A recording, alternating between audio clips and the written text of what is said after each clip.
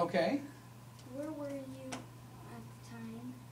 I was teaching 4th grade at the time, and I was going to specials, taking my class, and I was teaching 4th grade at the time, and a 5th grade teacher came up and told me what was going on.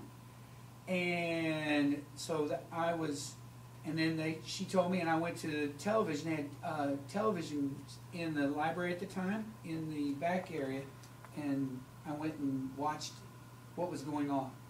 So, how did you feel? I was in shock.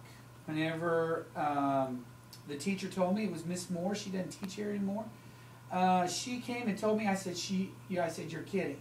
And the thing is, none of the kids knew that it happened until they went home that day. It happened at 8:46, I think it was 7:46 here, okay, I think our time, when it first started.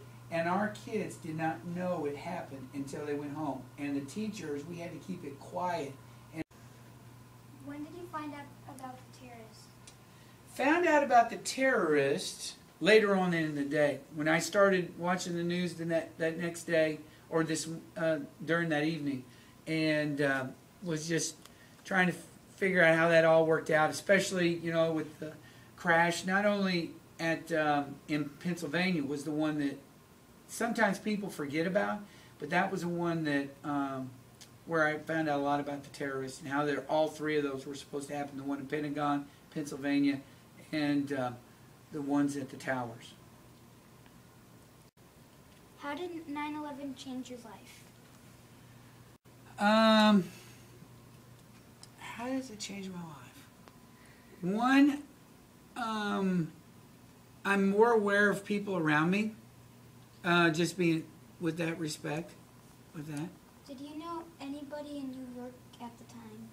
Yes, had a friend of mine, Jeff Markham. He was in a building right across the street from them, and he saw the towers go down. And at the time, they shut all the airports down. Every airport in the United States was shut down, and he couldn't get home. So you couldn't get it was tough to get a rent-a-car.